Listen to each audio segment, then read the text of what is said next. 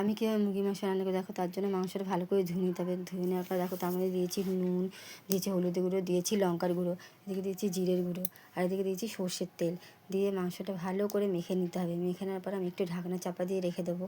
তো রেখে দেওয়ার পর দেখো এদিকে কড়াইতে আমি তেল দিয়েছি। দেওয়ার পরে আলু কেটে রেখেছিলাম, সেই আলুগুলো আমি দিয়ে দিয়েছি। দিয়েছি নুন, দিয়েছি হলুদ গুঁড়ো।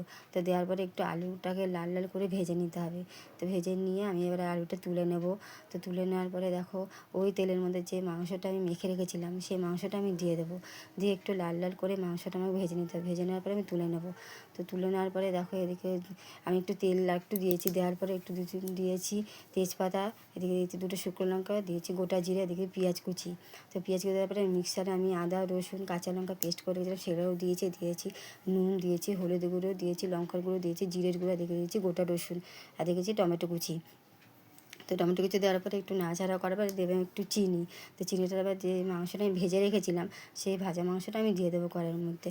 দেওয়ার পরে আলুগুলো দিয়ে দেবো। দিয়ে একটু নেড়ে আমি এবার দেবো ক্যাপসিকাম কুচিয়ে রেখেছিলাম সেগুলো আমি দিয়ে দেবো। তো দেওয়ার পরে দেখো একটু ভালো করে নাড়তে হবে। নেওয়ার পরে আমি উষ্ণ গরম জল রেখেছিলাম সেই গরম জলটাও দিয়ে দেবো। দেওয়ার পর দেখো একটু ফুটে উঠলে তুমি একটু গরম মশলা দিতে পারো। দেওয়ার পর দেখো আমি নামিয়ে নিয়েছি। দেখো মাংসটা কেমন লাগছে।